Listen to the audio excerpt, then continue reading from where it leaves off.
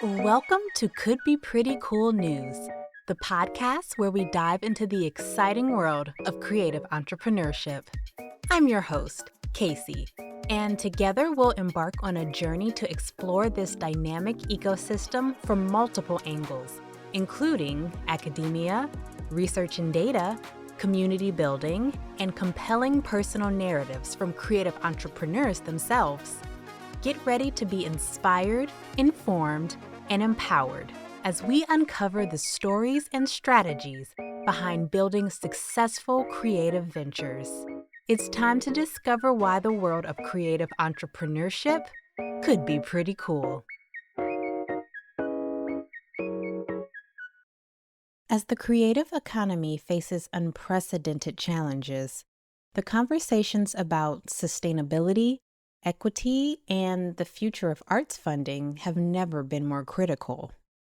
With federal cuts to major arts agencies making headlines and state funding hanging in the balance, creative organizations and individual artists are grappling with fundamental questions about how to build sustainable futures.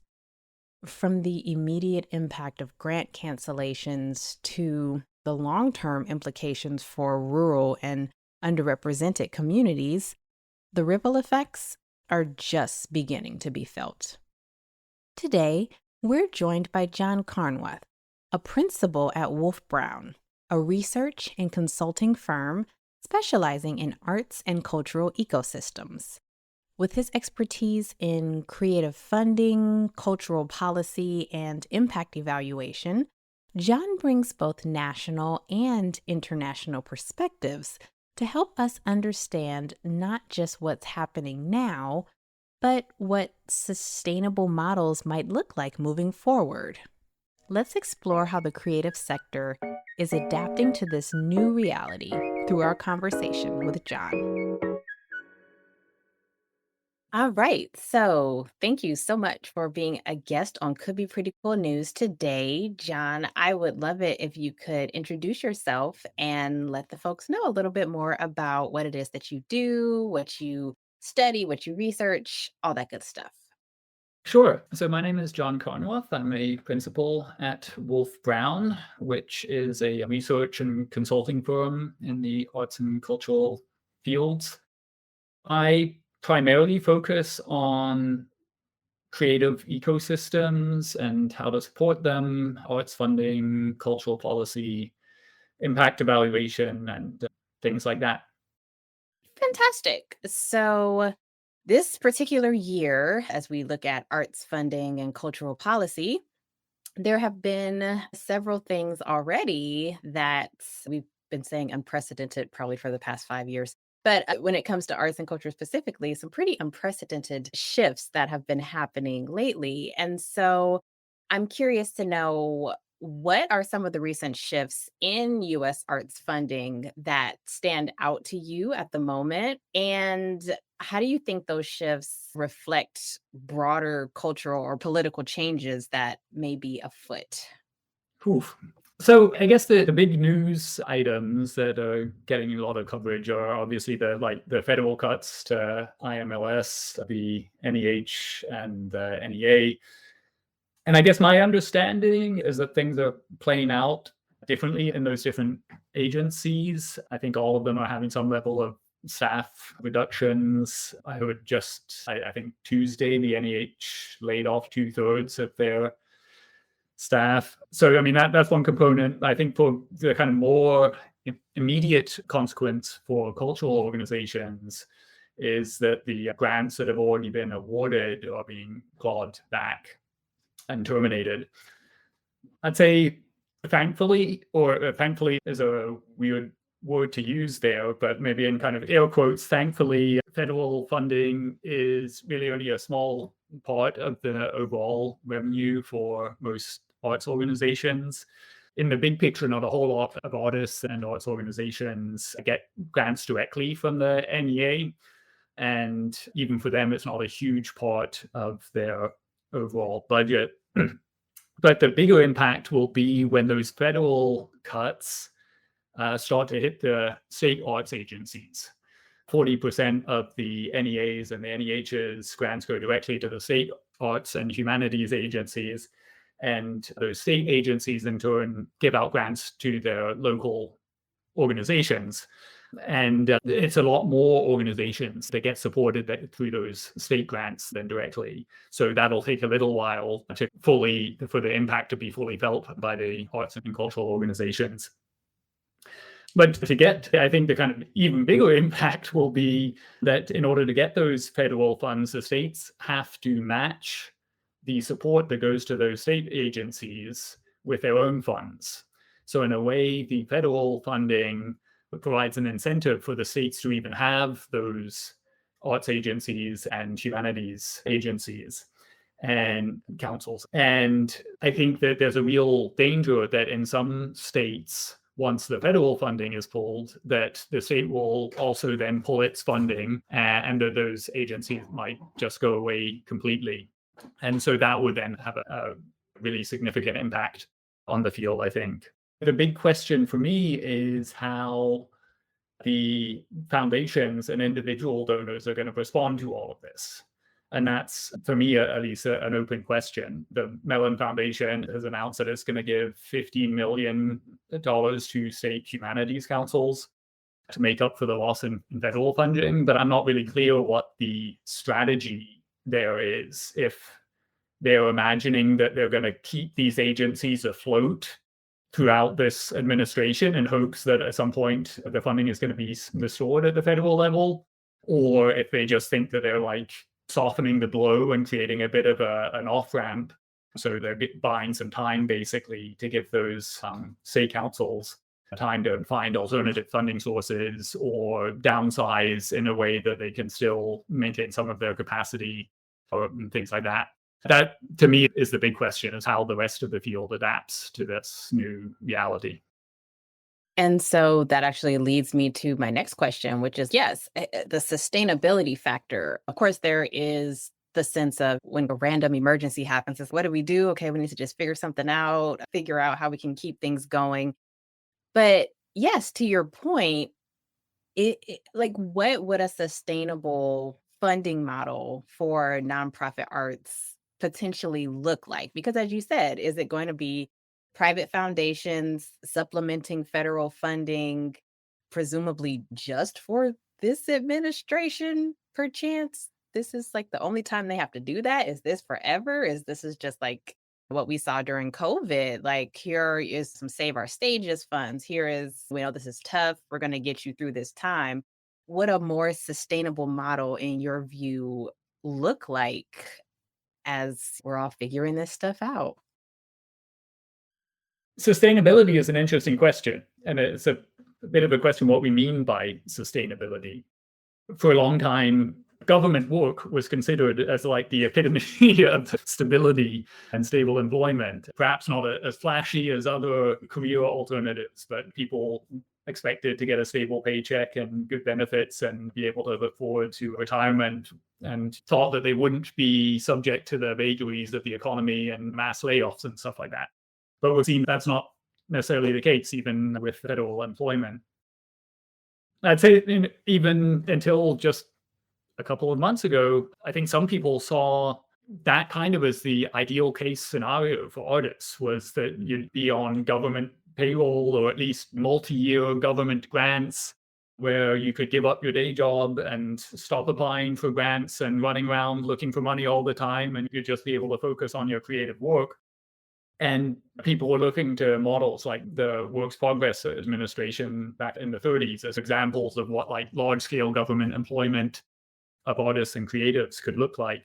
And as attractive as that might be, I think we're also clearly seeing some of the downsides of that. What happens when you have someone come in and say, you thought you have this stable employment, you thought you have this grant, but that's actually no longer true.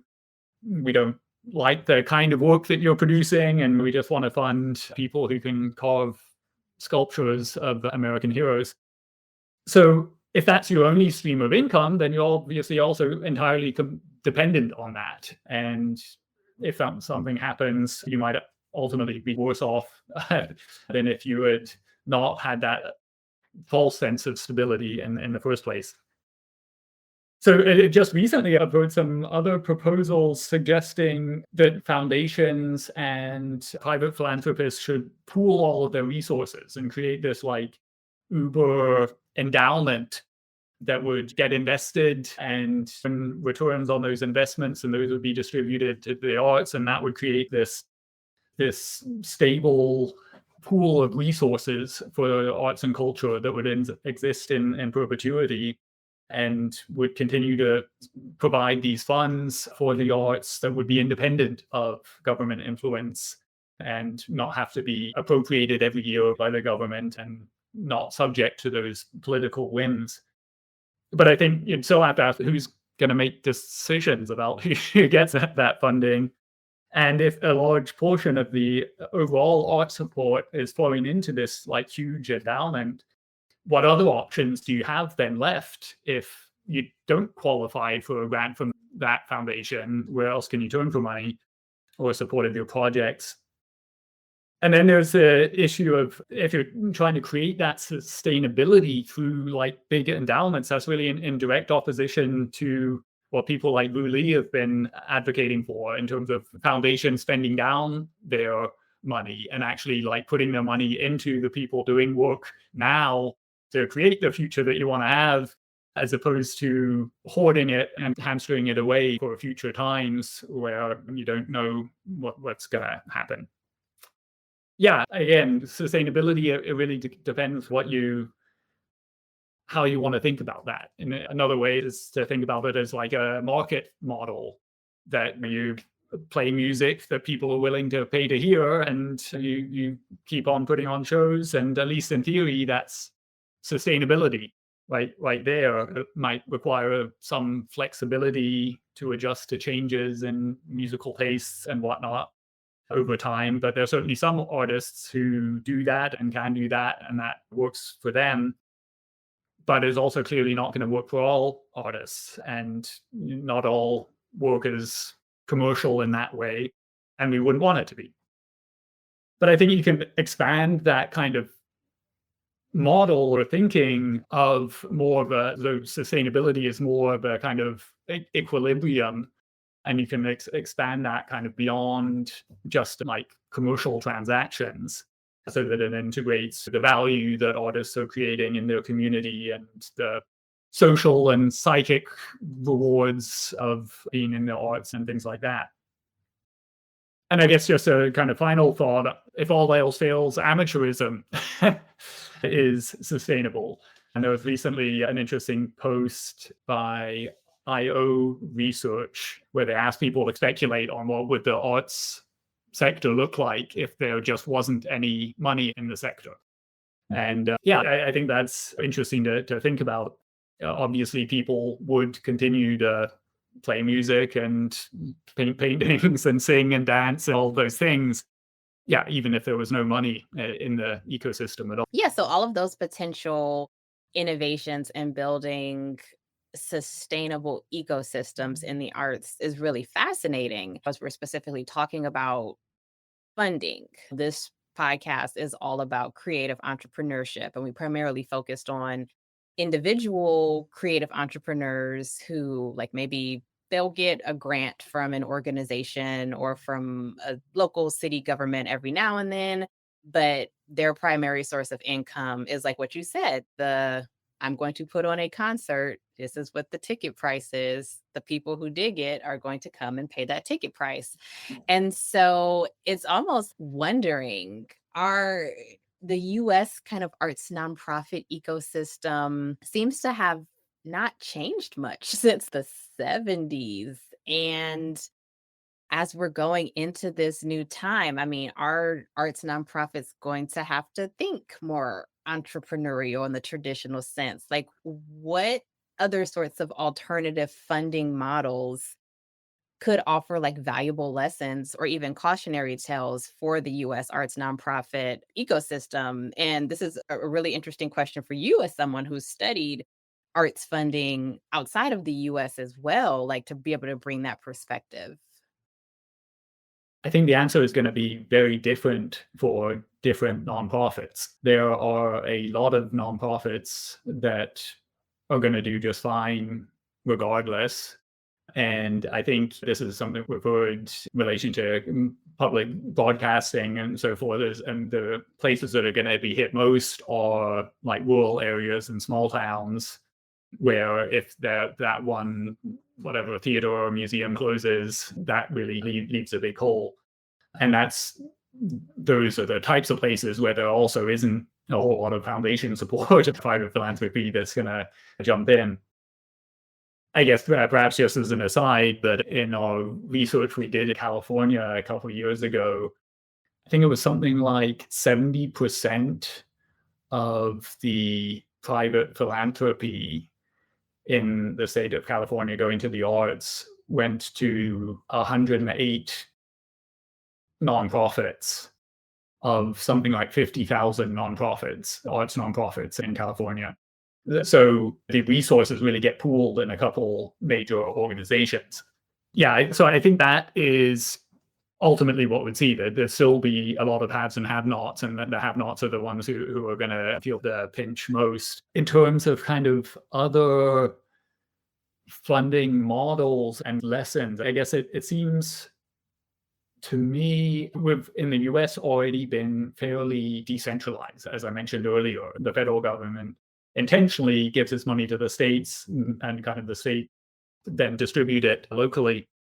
And then there's, in addition, there's often municipal funding for the arts, and there's from the foundations and all of that. And we've seen it like in the UK, there's been over the last decade or so, a real kind of pushback over the concentration of resources in London and Greater London. And that's when where a huge proportion of the arts funding is stayed there, and funding in rural areas and rest of the country has been lacking. And so there have been a lot of efforts to decentralize and move that out. And even now, there's a lot of talk about devolution of the funding, so moving the decision making into local communities. And that's something that I think it is probably a good direction for arts funding. Again, in other research I've done around the country, it does seem there are additional hurdles that come with having to go outside of your community to seek funding. There's a sense that if I'm speaking to my own people in my own community, I don't have to explain my background, explain what it is. We're coming from a common place. I don't have to spend the first half of the application just getting people up to speed with my background or who I am or where I'm from. Grant speak. That's what we used to when I worked in arts nonprofit. It's okay, how do we put this in grant speak? Like, our organization unites the community by Right, exactly. And I think that there is something to be said about making those decisions on the local level. And you were mentioning earlier that your podcast mostly speaks to creatives who are working in the market and responding to the kind of pressures of supply and demand. And while that doesn't work for all art forms and artists, creatives, I do think that having that connection, that there is an immediate feedback loop, and that you are engaged with your audience, and that the audience is responding to the work, and that you're serving the people that you're trying to serve, that actually is also valuable. And that is something that can become disconnected if you're getting an NEA grant to do some community project in a community where the NEA isn't there, or they don't know that community there. So yeah, they have panelists and they do good work in making those distributions and bring in different perspectives to those panels. But at the same time, I think there's something to be said for the kind of more local, more immediately connected kind of funding feedback loops. I also, on that topic, Springboard for the Arts has a principle, I think, that they talk about supporting lots of little things. And I think there's something to be said for that as well, that making it really easy to get funding to do something that's not bureaucratic, that you can quickly turn around. I used to work over a decade ago now with an organization called the Awesome Foundation. And they basically, it's not actually a foundation, it's just groups of 10 people get together, each throw in $100, and together they give the $1,000 that they've pooled to some project that they want to fund. And basically the idea with that is that there might not be a whole lot of people in your community who have an idea to improve the community that's worth $1 million, but probably there are a lot of people who have ideas that could improve their community if they had just $500 or something that could actually make a positive impact in their communities. And I think there's something to that as well, that if you kind of support lots of little things and make it easy, and perhaps it's someone who isn't committing a huge amount of resources into, they're not going to spend 2 weeks preparing this grant application in hopes that they're going to get hundreds of thousands of dollars to do this big thing, but they might be able to contribute something that's valuable to their community. And making that easy, then lots of people can do that, and that'll create a lot of good stuff on the ground.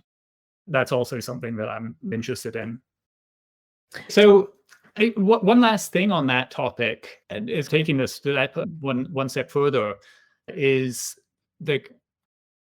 I think there's an advantage to taking the decision making out of the hands of like grant makers and maybe avoiding the grant process in general, so that we're not just like selecting winners, which also always creates losers who aren't getting the funding. And I think the way to work around that is particularly relevant for individual creatives and creative entrepreneurs who might not be out there looking for grants and sustaining themselves in that way, is to find ways through policy, through financial support that goes into the ecosystem itself and just makes it easier for creatives who are doing work in there to get their work done. And so it's an approach of putting fluoride in the drinking water that's going to benefit everyone, rather than just selecting a couple of people that some grant maker or funding committee particularly likes. So I think that would be the other thing that I just want to throw out there, is thinking about how can we actually support the creative ecosystem and let things flourish from the ground up rather than selecting from the top down. I've heard that same sort of discussion in the indie film community, where it's instead of funding another $200 million comic book movie, could you imagine if you gave, don't make me do math, 20 filmmakers 20 million to make their indie thing that's actually like new and interesting? So that's a really interesting perspective. So this is a really interesting time to be having these discussions, not only because of the current moment we're in, but we are almost like literally 5 years into the start of the social and racial reckoning as a result of the death of George Floyd, as a result of COVID, and like just the world we were in seemingly like yesterday, but 5 years ago. And in the arts and culture community, there were lots of responses about how things were going to change, and this is how we're going to be more equitable. And here, where we're based in Atlanta, we had all sorts of town halls and community gatherings as people were realizing, to your point, there are certain organizations that were getting more funding, more resources than others. And in our case, and in the case of lots of places around the country, many of the ones who were not receiving the same types of resources or the same volume of resources were arts organizations led by underrepresented populations. And so it's been 5 years. We had these big talks, we've had these big discussions. Now we're in a brand new phase of the industry, of the ecosystem, of the what are we going to do's.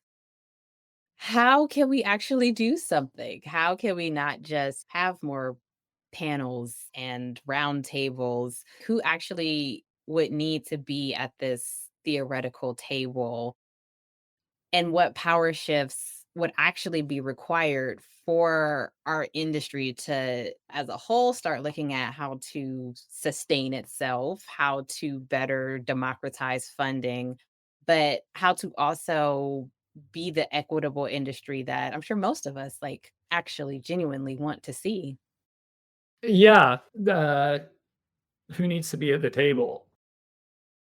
Basically, I think who's at the table is going to shape what ideas you come up with and who gets supported. So I guess you need the people at the table that you want to be supporting. But I'm not sure that really is a useful answer. I guess I agree with you. I think that in a way, we're fortunate that we work in a sector where I think in general, people aren't just thinking about themselves and thinking about their own profit. I think that whether you're a big nonprofit institution, I think that it's not like they say, well, I don't give a damn about those individual artists, or the individual artists aren't going to say, I don't give a damn about arts education. You should give all the money to us. I think that there is an awareness of the ecosystem and a desire for fairness. At the same time, I think that if you had a panel of large nonprofits, they'll likely say, you know what, why don't we have good connections with all of the artists? So why don't you give the money to us and we'll see to it that it gets to all the artists? And so, yeah, that's the way things tend to go. Again, not because people are just thinking about themselves. I think they have good intentions, but that seems to be the way that things often work out. So I think your question started with something about how do we actually create something that's actionable that actually leads to change. And that's a difficult thing. In my view, this is perhaps getting away from the arts funding conversation, but just inequality in general in our society is probably one of the biggest problems. And there's a question of how do we address that? And the kind of easiest way to address that without wanting to sound too radical here is you reduce inequality by taking away the money from the people who already have it, because that's going to be easier than getting more money for the people who don't have resources. And so in that instance, if you think about the kind of that like classic visualization of equity being everyone standing on the different size boxes looking over the fence, you might end up in a situation where nobody's looking over the fence.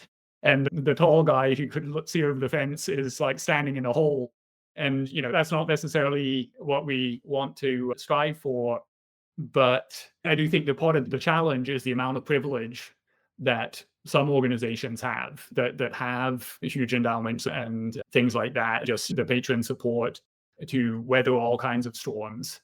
And so is it actually creating a more level playing field, and some of their privilege we're taking away?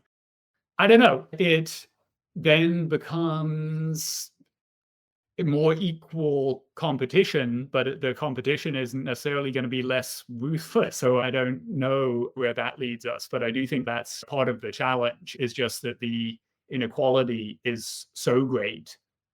That was another outcome of the work we did with the California Arts Council, looking at the funding distributions within California. Is like the California Arts Council gives away something like $25 or $30 million in grants every year, but private foundations give away over 600 million per year. So even if the California Arts Council gave all of its money to small underrepresented organizations, it just wouldn't make that big of a difference in the overall equity within the arts funding landscape.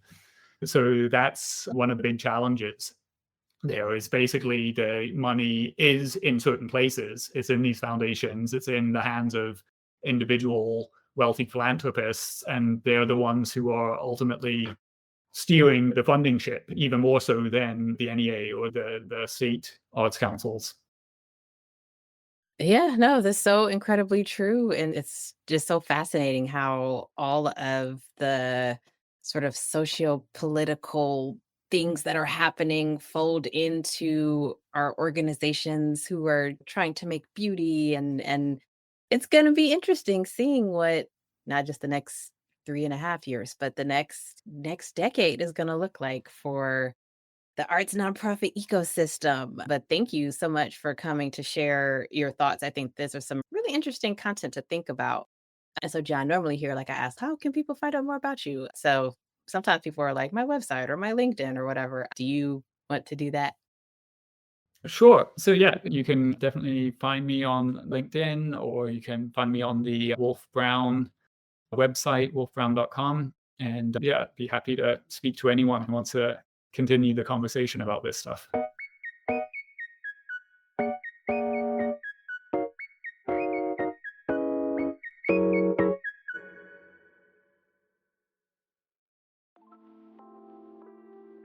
John's insights really highlight the complexity of building sustainable creative ecosystems, especially during times of significant change. From the potential for more localized decision-making to innovative models like the Awesome Foundation, it's clear that the future of arts funding will likely look very different from the past. What strikes me most about our conversation is how it connects to the broader themes we explore on this podcast: the resilience of creative entrepreneurs and the importance of community-centered approaches to supporting the arts. Whether we're talking about individual artists finding their audience or entire funding systems adapting to new realities, the common thread is the need for authentic connections and sustainable practices. Speaking of sustainable practices and community focus, I have some exciting news to share with you all. Could Be Pretty Cool has officially become a certified B Corporation. For those who might not be familiar, B Corps are businesses that meet the highest standards of verified social and environmental performance, public transparency, and legal accountability. They're companies that balance profit with purpose, using business as a force for good.